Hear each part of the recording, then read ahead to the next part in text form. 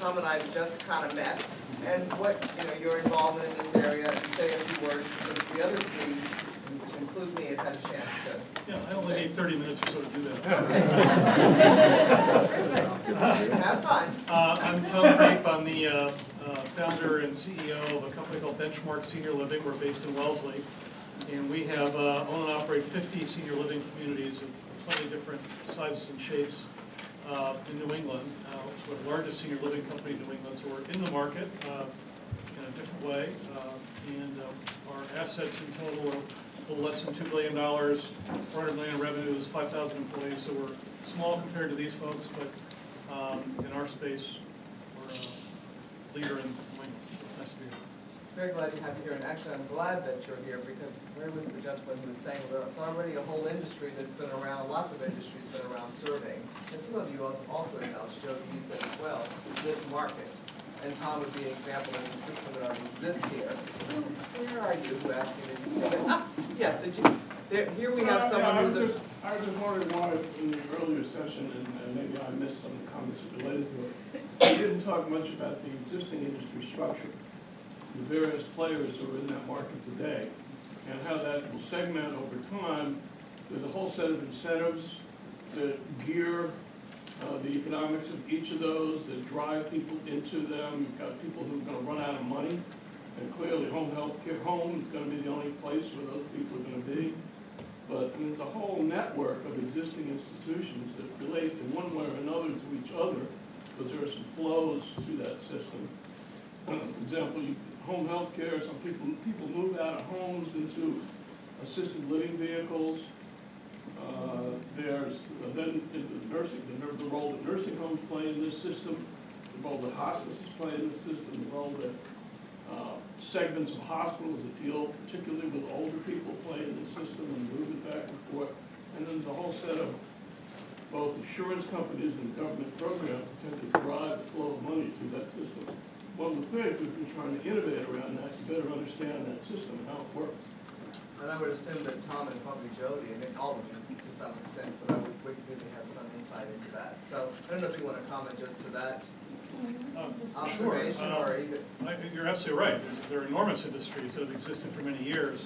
And unfortunately, the way they came about and the way they work is pretty screwed up. So I actually think it's refreshing to come to a conference which doesn't dwell a lot on how it is organized, but looks to new innovations and new ideas, because I think there are not a lot of people who would say that if we were to design a system of long-term care to include senior living, nursing homes, home health, and hospice from a blank piece of paper, that it would look much like what we have today. So from those, I go to conferences all the time to discuss that. It was actually a breath of fresh air to hear other perspectives and try and think about what it ought to be like, because I don't think a lot of the folks, the baby boom generation, would opt to live in the options as we sort of understand them to be today. And I think that's That's a great opportunity. Yeah, so you see that as an opportunity. Are you, as an organization, already responding to this opportunity and the positive, it's not a blank piece of paper, but do you do some work that really relates to trying to go back and do it a different way? Yeah, we sure try. We're looking hard at, I'm not sure, is James here? I was just checking, at market segments because not a lot of people, the way the system is set up now is when people think of a nursing home or an assisted living community, they assume they're all sort of generically the same, and actually in most customers' minds there really isn't a meaningful difference from one to the other than which is located where. In fact, that's not the case at all. We're not serving a homogeneous market. There are tremendous differences within segments of the market. Our industry is very unsophisticated in thinking about that. As one example, I think the payer sources that you mentioned, the whole nursing home industry was born out of the creation of Medicaid and Medicare, and it's paid for substantially by Medicaid and Medicare. And again, I don't think there are many defenders of how that is structured and organized, and the incentives that it creates that are not consistent with what a lot of people are looking for. But I think the notion of, I think all of us, speaking for myself, those of us in the industry today know that the stigma and perception of senior living or long-term care will not be acceptable to future generations. To think of it as sort of the old folks home or heaven's waiting room or any number of cliches that you've probably heard. to have it be more integrated, so it's not so siloed, to have it be integrated both in the community as well as from a service perspective. I think what healthcare reform is going to do more broadly will certainly have an impact on senior housing and long-term care. So I think the more people in the industry, actually I think one of the big opportunities is for the disruptor sort of phenomenon, because our industry is not necessarily the hallmark of, has not necessarily been the hallmark of creativity and innovation, and that therefore I think leaves us subject to somebody with a whole different way of thinking about it coming in and disrupting things, and I think that would be great for our customers. Yeah, let me just add one thing there. I think it's helpful to think in an innovative mindset where you design for bursts of evolution in these spaces. The home of the future is not the home of today. It is not how each of you think about the place you go at the end of the day. We have a company that's partnered with Livewell, the Duchossois Group, which specializes in intelligent systems. In fact, this whole room is probably a product of their output. Garage door openers, entertainment systems, super control. So you need to think about smart homes, intelligent homes, and how are we going to occupy those spaces. From Procter & Gamble's standpoint, it's critically important for us. All the appliances are going to be integrated. Everything in the home is going to be communicating with everything else, including the owner of the home, and making that a facile environment for them. When you need more milk, your refrigerator is going to tell you that. In fact, it's going to order it for you. And so we need to do frame shift thinking, evolutionary burst thinking, to get us out of this mind space we're kind of stuck in today. Another thing, hospitals. I think you mentioned hospitals. We're doing a lot of partnering with hospitals right now, the bone transplant groups at the University of Cincinnati, the sickle cell anemia clinics that are there, and looking at transitions through life stages. And how do you make that facile for those patients who are moving into different periods of their lives? And do that, again, in a facile kind of way. Not just you go out the door and you come back for your annual recall. How do we positively impact your life, positively change your lifestyle in ways that are enabled? And so I think that's part of the dynamic that's in play here. I spend a lot of time trying to get people out of their current mindsets. Linda was talking about innovation and what really drives transformational or breakthrough innovation. And it's not incrementality. You saw the Boeing video. We've got a couple of other things that we can show you in terms of other projects. Put this up right now. Well, maybe we can do it a little later Okay. as another question comes. But I just wanted to make that point. We need to really do a frame shift here. Anybody else want to- When you talk about the size of the market, whether it's 20% or 25%, whatever that age segment grows to eventually, I mean, are you distinguishing between those people who will actually have the assets to afford this brave new world you're describing? Or what about the rest of them for whom if government pays for it through Medicare, unlikely, or through Medicaid, even more unlikely? What's going to happen to them? It's a two-tiered society with economic discrimination between those who benefit from all these innovations and those who will be left behind. What are your assumptions, I guess, is my question. Oh, go ahead. I was just saying, factually, the numbers that you heard of 15% to 20%, that's the total population. That's not just those who can or can't afford. That's the total. As a personal matter, I think long-term care insurance should be an important part of the future payment system, but we've got a better person coming on that perhaps. No, I was just going to bring a little different angle to the discussion. So I think that it's important to think of innovation as new ideas, and that question is important. But what we've tried to do, so we at the Hartford have been the provider for auto and homeowners insurance for AARP members for 30 years. I failed to mention that earlier. And so for us, right, those are pretty standard products that really, regardless of income, you have to be able to afford, and we'll always have to have those products. So what we've tried to do is create innovative product features within the framework of that. So one example of that is, so we know as gerontologists in our center that, you know, as you age, if you're in a car accident, it's going to take you longer to heal. And we also know, speaking to the healthcare system gaps, that there's probably gonna be a lot of things that you're gonna need help with that your medical insurance isn't gonna pay for. So, walking your dog, going to that next doctor's appointment, going shopping, getting together with your friends. If you're laid up, you can't do that. So we recommended, and thankfully our product development went with us, this product feature we've added called Recover Care, which is if you have our auto insurance, you're in an accident, you have access to this benefit to pay for really anything you want that will need you. That you'll need, to stay well. It benefits the business, so we always have to give a business benefit in order to get people to sign up. Obviously, do you really want someone getting in their car and driving to the doctors if they're not completely well? Of course you don't, because the risk is higher. And we know it benefits on a personal, human level, because obviously you have to go on with your life as you're recovering. So I think the concept of innovation in this space is so broad, and it's how do you think about something as boring, right, as auto and home insurance and try to make it interesting and innovative, and then all the fabulous ideas that, the new work that you're doing and what you described, that really is sort of out of the box. Part of the freeing exercise here is not framing the problem in the context of a trade-off. Either, it's A or B. In fact, when you look at the global community that we live in, think of China and developing countries, to be able to be successful in that space and innovate in that space is our challenge as well. It's our responsibility fundamentally. And some of the insights and learnings we have in those developing communities where you different business models, different social dynamics and structures. I think we may evolve in many ways that we don't even think of in the developing world context. And so these dichotomies or these trade-offs that you mentioned, they don't exist in some of these other places.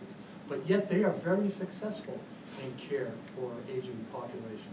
In fact, some of their cultural dynamics demand it, right? And so that's why the Live Well Collaborative, I didn't mention this, we have a second center, and it's a joint venture with the government of Singapore, and it's located at Singapore Polytechnic University.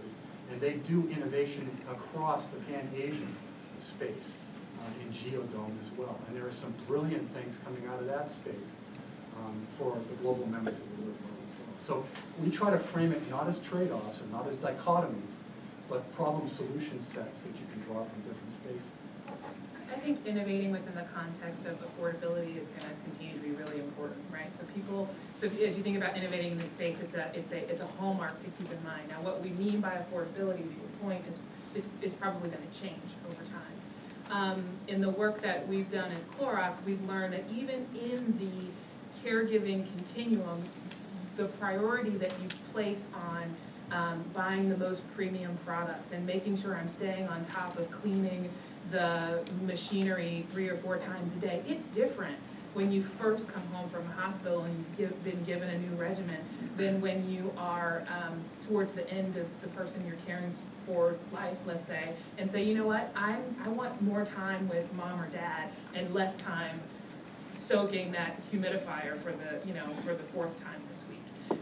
And so not only, I think it's going to be important, but I think it's a constantly shifting conversation about what it means.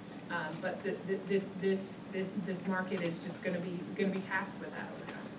For those of you that, I don't know what percentage of P&G's business or Clorox's business that focus on this market. So first off, if you could maybe define, I'm just going to, the two of you are in businesses where the focus is on this group, although Hartford obviously a little bit complicated, we'll come back to that. But the two of you, I presume, are in businesses where this market has not historically been the market you've been focusing on, right? So what percentage of P&G's business and what percentage of Clorox's business would be whatever age, I don't know how you define that age group really, and what percentage of the business's money is made from this group currently?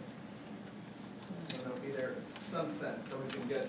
So I think maybe we've actually been engaged in trying to meet the needs of this business, either through our home care businesses or our personal care businesses, depends on our products. And so it's been at the forefront of our thinking, especially in home care of late. So I don't have a percentage number that I can give you that would be, I have high confidence or accuracy in, so I'd rather not put that out there. But I do want to reassure you that it is fundamentally part of the way we think across all of our sectors.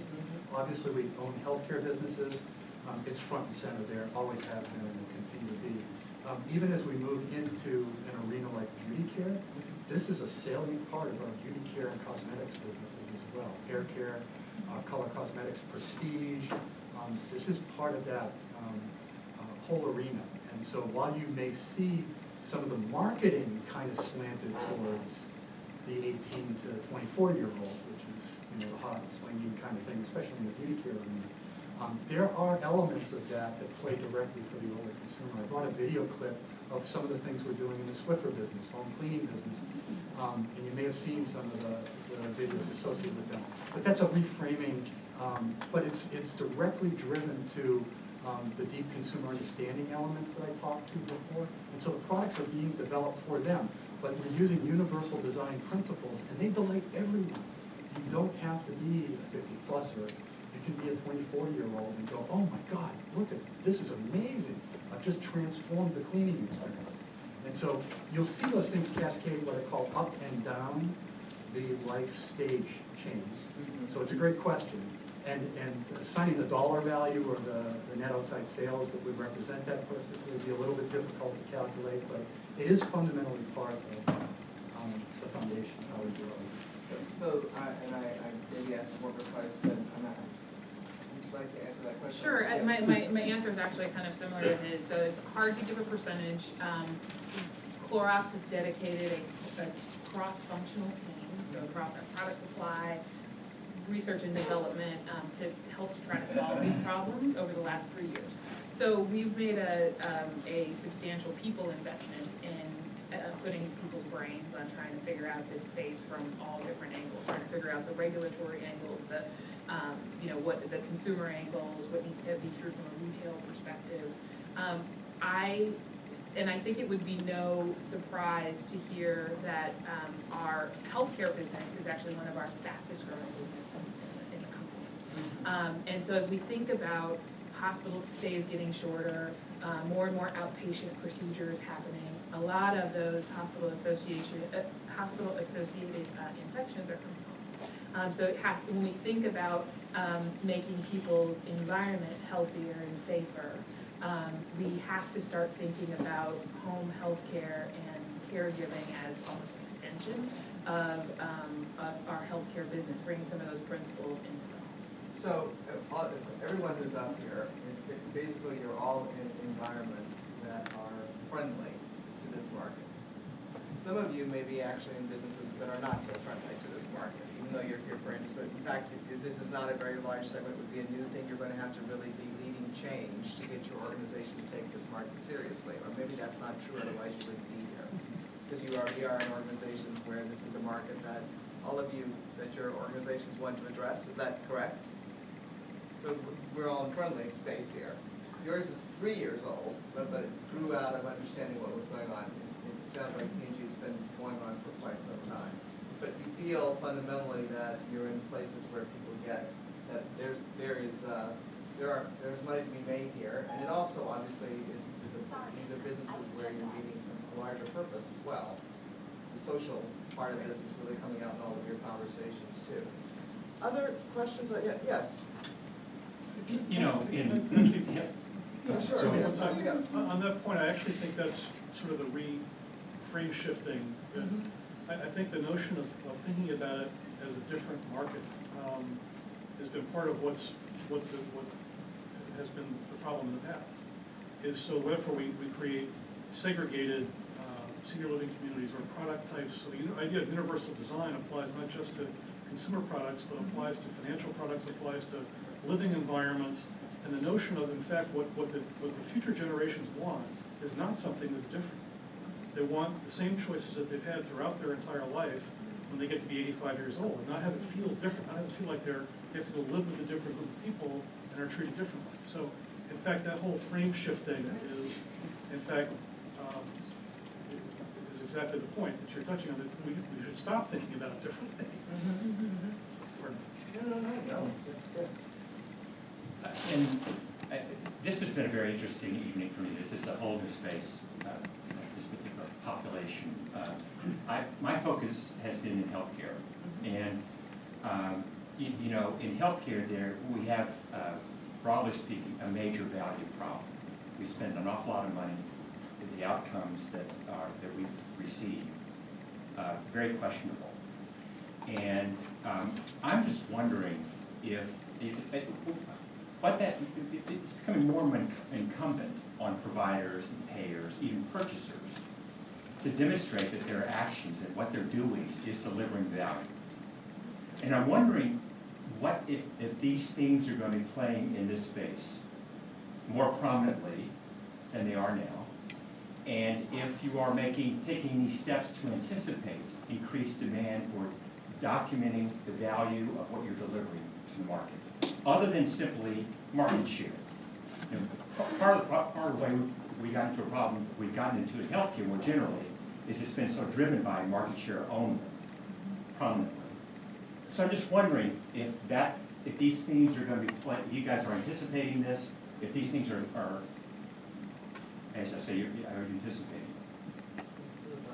Was your question, are we anticipating what the value proposition? Yeah, the value needing to document the value proposition. Sure, I mean, yes. More than just simply market share. How are you doing that? Yeah, I think we have, and I've been at the Hartford now for 15 years, and more than ever, there are conversations happening in our marketing department of pulling out some of what our team does from a value proposition perspective and actually getting it integrated into the marketing message. I don't know if that's what you're asking. But so this idea of how do we differentiate based on the value we're bringing, but it's a tricky space because like you said, right, if you are in this market segment, we know that you don't want to be targeted that you're in that market segment. So how do you, to speak to Joe's concept about language, how do you provide the right language? It's just sort of like marketing to men or women in a way that you don't want to be marketed specifically, but you do want to know what the value is. So I think it's tricky. I'd be interested in what everybody else thinks, but I know for us, that concept of universal design just has to cut across everything. So our Recover Care product, we found in our market research that younger families wanted it too. Because why not? You're working, you have kids, you're in a car accident, you want someone to be able to pay for those kind of things. So it's a fine line. I don't know that anyone completely figured it out, but it is certainly a big part of the discussion. Yes.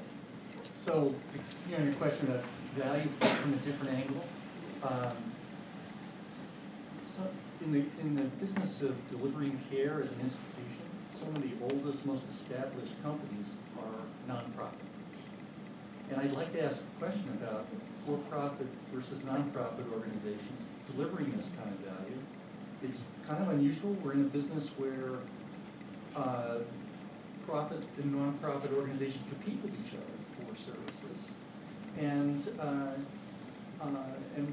there's arguments on both sides, frankly, about how to drive innovation, because you'd think capital return on investment productivity would kind of favor a for-profit mentality.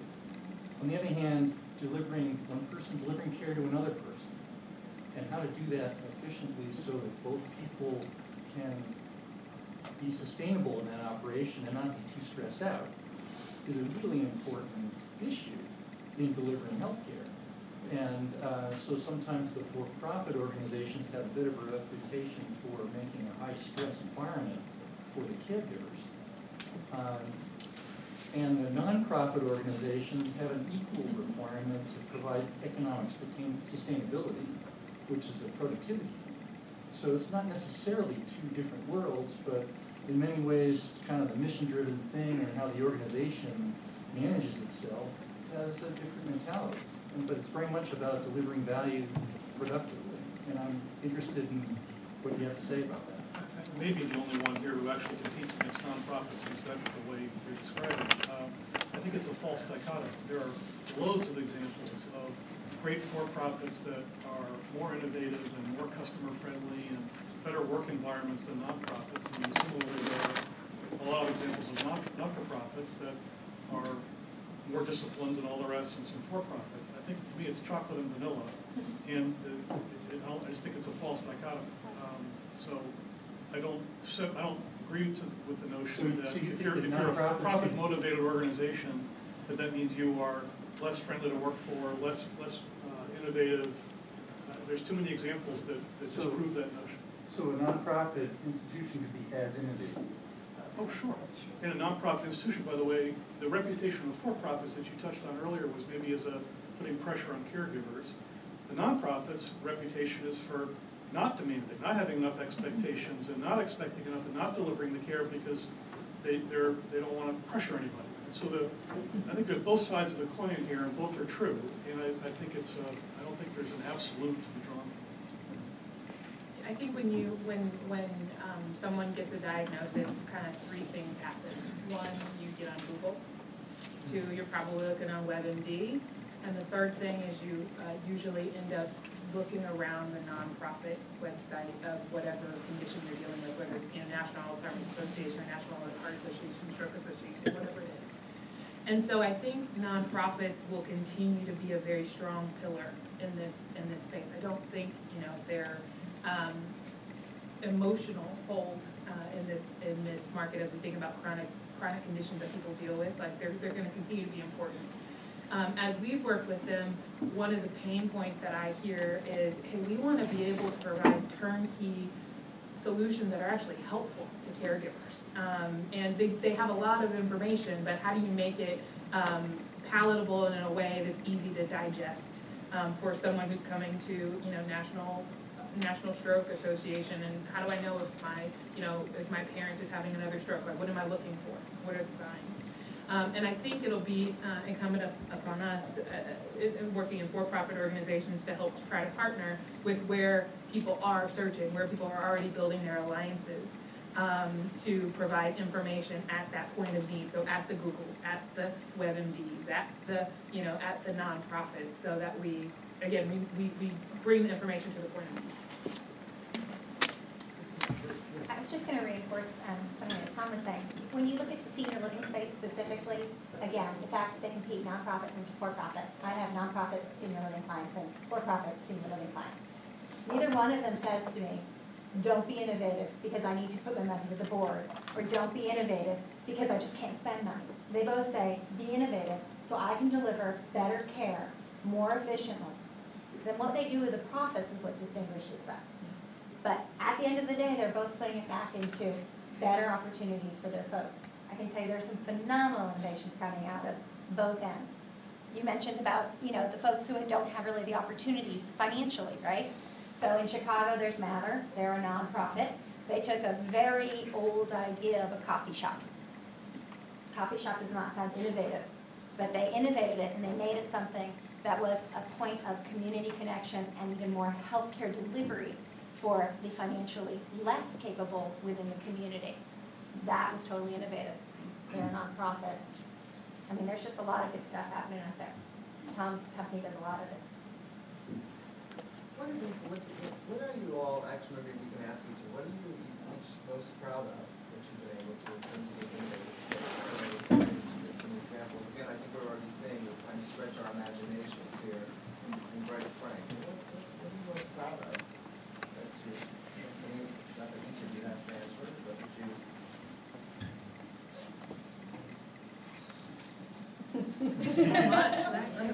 Well, I'll give you some examples from the Live Well client group, right, or the partner corporations there. We've got one partner, Bill Rom, who was involved in a redesign of the hospital gown. That thing that you kind of tie here, it's kind of drafty in the back, right? But did it in a way that allowed for using the fashion design school at UC. The design school there is the top design college in the United States and one of the top in the world.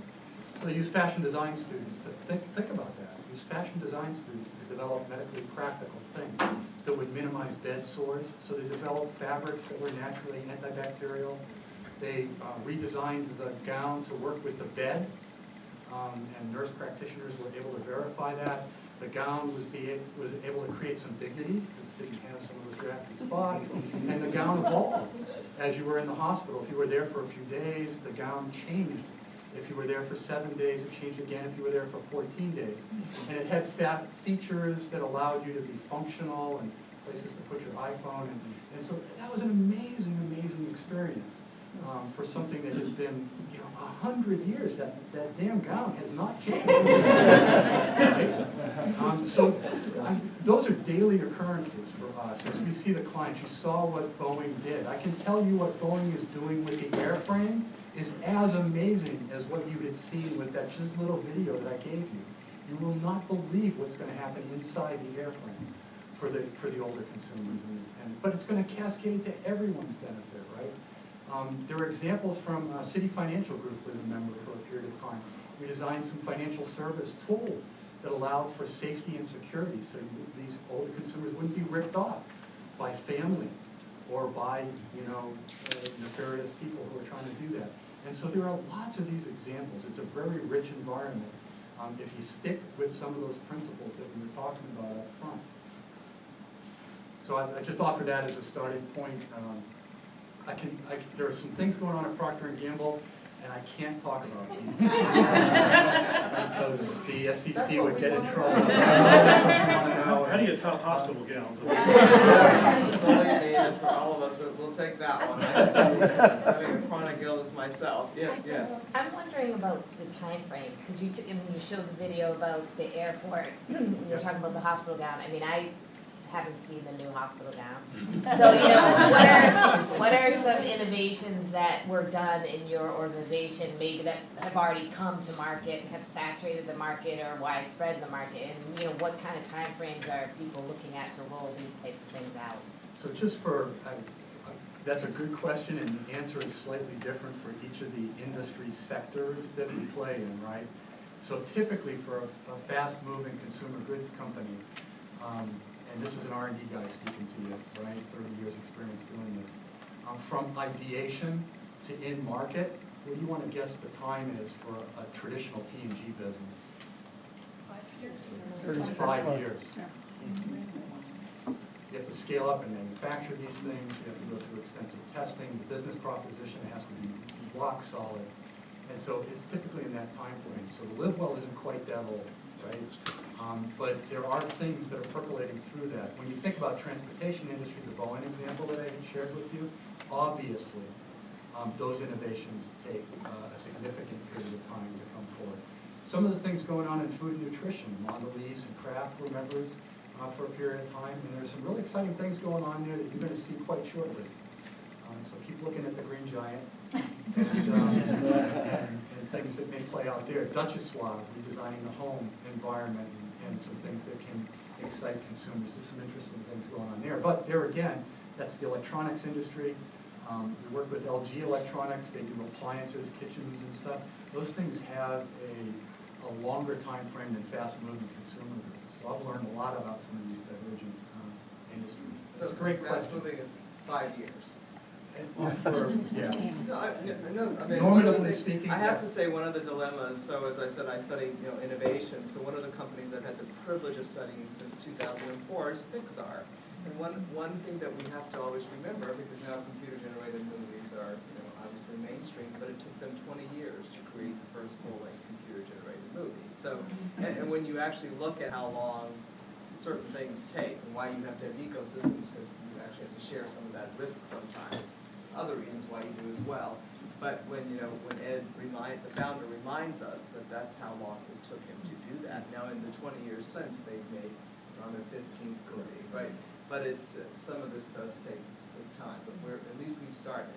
Yeah, is what you're saying. Related question on Yeah. ecosystem. So, established companies and innovation, there's always that healthy tension between swinging for the fences and then playing it safe and incrementality you sort of get away from.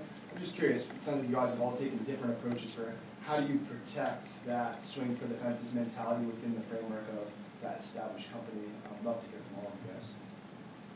Just by swinging by the fences. So swing for the fences. Like, Bold. really bold Sorry. innovation. Yeah. Okay, Not great. just sort of Me Gotcha. Too or 2.0, but really kind of step change. We've been very fortunate within Clorox to get approval at the highest levels to operate differently than a traditional brand team would. And we operate almost like a startup within the company. So I don't have a top line target, I have a loss target. So I can do a lot of things, I just can't lose more than X amount of money. And so that that in a lot of ways is very liberating, and sometimes I have to keep reminding leadership that that's what we agreed to, because it's very easy to get sucked back into the traditional metrics that we measure each brand on, the market share, things like that. And so we have to keep reminding and really infuse a different culture, for me, in a big company like Clorox, where I have to keep reminding my team, okay, that's how you would do it at Clorox, what would you do if you were an entrepreneur? And we ask ourselves that question all the time. We bring, pictures in from other smaller entrepreneurial companies to keep us in the mind of like, okay, don't think like the rest of Clorox, think like XYZ startup.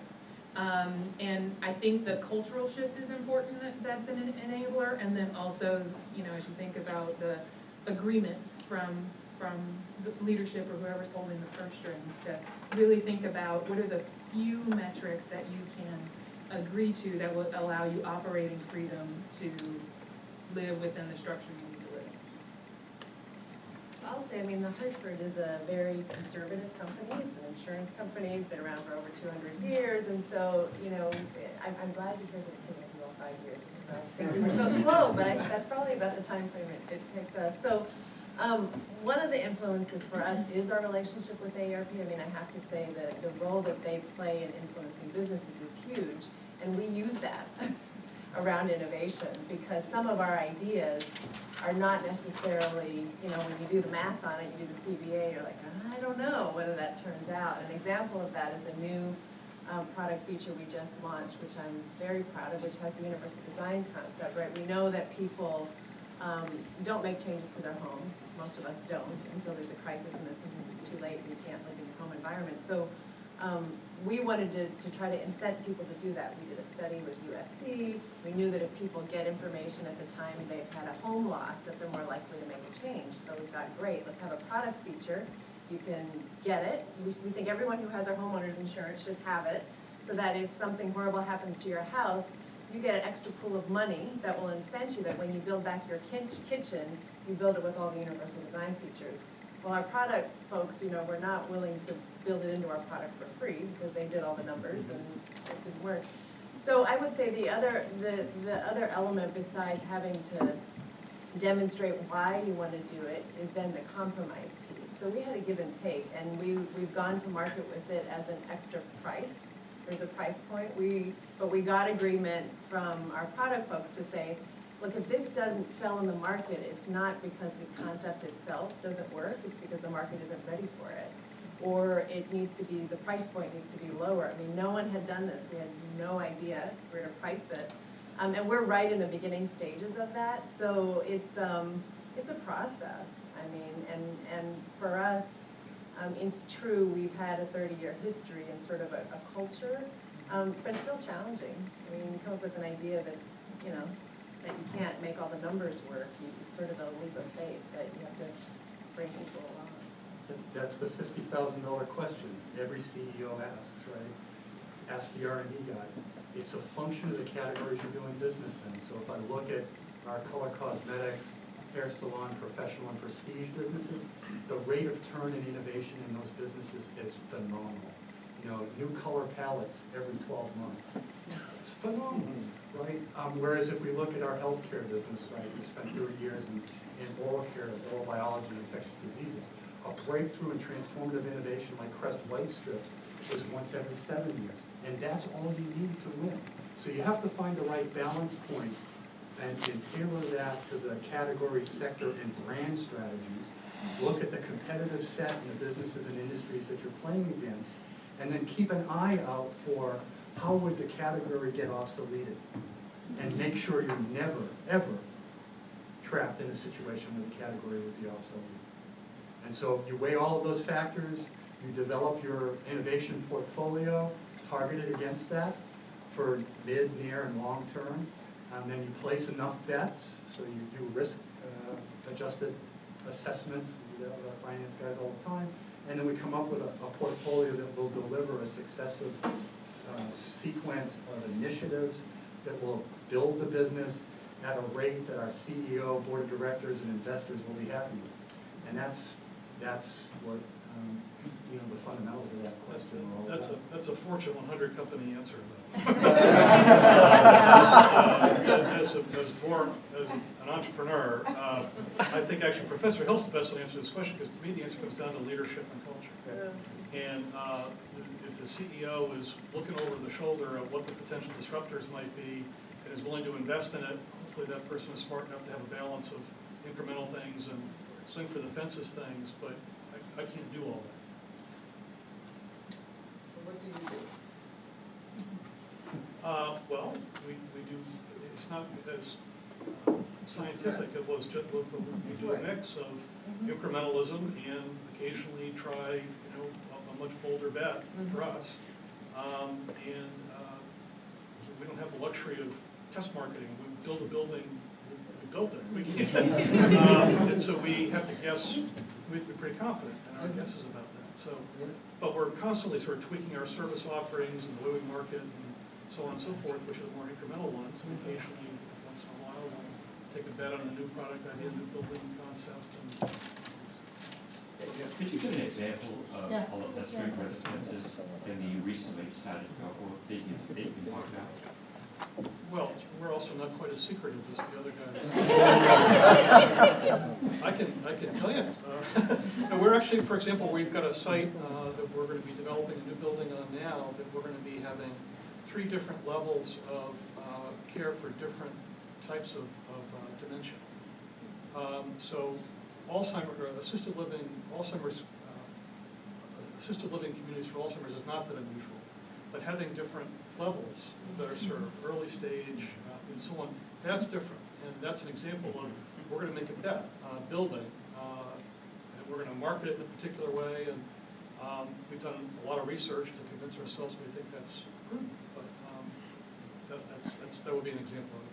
And is your notion that the person can really stay in the same community and move to different floors as they get? No, this is be more separate. These are more sort of separate populations. Yeah, these are more folks who suffer from one particular type of dementia, likely are not going to encounter the other. Tom, most of your facilities, or most all, are focused on assisted living, more intense care, not independent living? No, we have a mix of independent living, assisted living, Alzheimer's assisted living. We don't do, because of the earlier question, we're not in the freestanding skilled nursing business because I don't want to deal with all the government payments, but we mostly assisted living, but we have a fair amount of independent living as well. Anything you want to describe as being particularly proud of, or?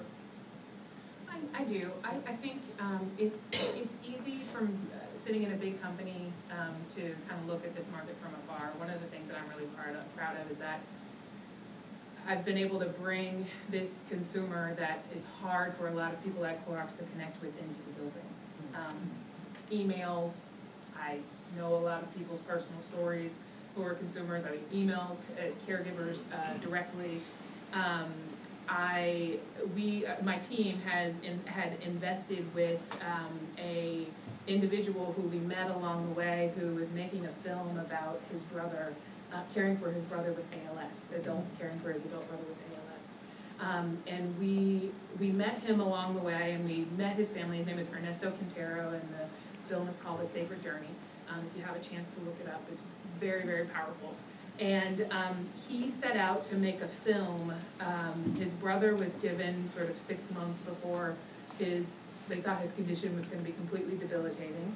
And his brother decided he wanted to make a mural in Los Angeles. And so his whole family got together to try to help him realize this project before things got too challenging for him. And there's a race against time. And a long story short is that a film that he made thinking it was going to be 6 months long actually ended up being more of a story about his family's caregiving struggle for over the next few years, because his brother, they made some choices, his brother was put on a ventilator, and all the challenges that they dealt with as they thought about making choices for him, taking his beliefs into account, and also dealing with their own emotional struggles with caring for him. So I'm really proud that we've worked with him to help invest with him to bring that story to more people. And we, at those caregiver respite events that I told you about that we sponsored across the country, that was one of the films that we showed. We showed a snippet from that film. And we hope to continue to support him, and that maybe he's in independent film festivals this fall. And so again, just making the story very real, so that it's not, it's not the demographics of someone who's this age to this age and lives in this part of the country and likes these sorts of foods. Like, how do we actually bring real people's stories into our boardrooms so that we have empathy for them? And so, and there's so many levels, forgive me for going to this one piece of the puzzle, but it sounds like in part what you're doing is, all of you, is more solution oriented as opposed to service or product. So not only are you trying to do a more universal design, but you're trying to look at solutions to help people's lives be better. Given what you're doing in that solution approach and building it that way is important. So were you the one who first created the team? Was it your idea to start the team? So you said you were the starter, where you inherited? I inherited pretty early on, so we were still in the development phase when I joined the team. So there were a few people, actually about 3 people who were sent off to try to assess what were some transitions in life that needed some more cultivating. And then I joined the team pretty early on and kind of stayed with it for the last little over 2 years. Other questions that people have of the group or observations anyone would like to make? I know that I know, Matt, you had some slides you wanted, I don't know if anybody else did. Are you okay with that now? If you want to see a Swiffer commercial with a husband and wife, you want to see that, maybe that'd be a fun Can way. I ask just one last You question? know, I actually, yes, and I'll say one embarrassing thing. So my best friend in Boston is a professor at MIT. I won't tell you that we love the Container Store, but this is well before the Container Store. She found Swiffer. So here, I finished my class teaching at the Harvard Business School, being a very sophisticated professor. I get back, I have a message from Lorraine. We've got to go out. Have you seen this Swiffer? So we both leave class. She leaves MIT. I leave Harvard. We go get this Swiffer and we test it out. So yes, I'm very anxious to see this. Literally, she runs over from MIT and Swiffer. You're gonna have to drive. I will drive this thing. So yes, I will. I'll have to tell her that I got to show a Swiffer commercial. This was now many, many years ago. This is what professors do when they're getting like crazed, right? So let me. This thing, the Swiffer.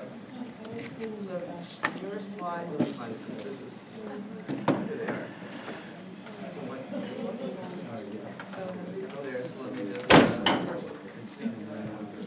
get this one. Oh, interesting. Swiffer? What happened? No, let's see Oh, what okay, happens. okay. I like a clean kitchen. I don't do any cleaning. I make dirt. I'm not big enough or strong enough for this. There should be some ways to make it easier.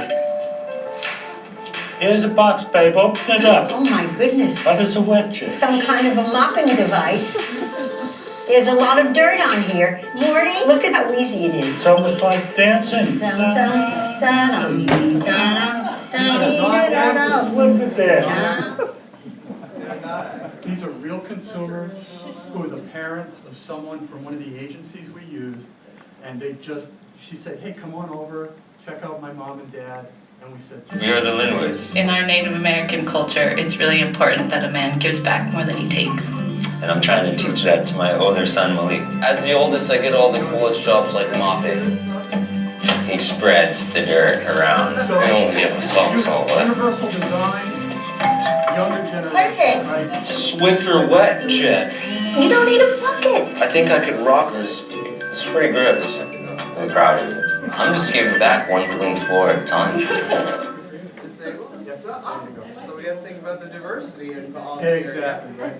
You didn't ask Lorraine and I, MIT professor, Harvard business professor, we will Swiffer for you. Okay? We were one of the first to do that, because she found it somewhere. But anyway, I want to thank the panel. It's really a pleasure to get to know you. I have found this a very interesting evening. When you only have one hand, you're not doing anything as fast as you used to. Which is funny, because I still do it better than her. You know, I don't think I was meant to. This is embedded in this slide. Let me get out of this slide. Okay, there we are. There we are. Let me just turn this off. This is all of our, I haven't taught this classroom in a while. There we are. So I want to thank all of you. I hope you found it to be an interesting evening. I think at this point, Want to thank, should we give a applause to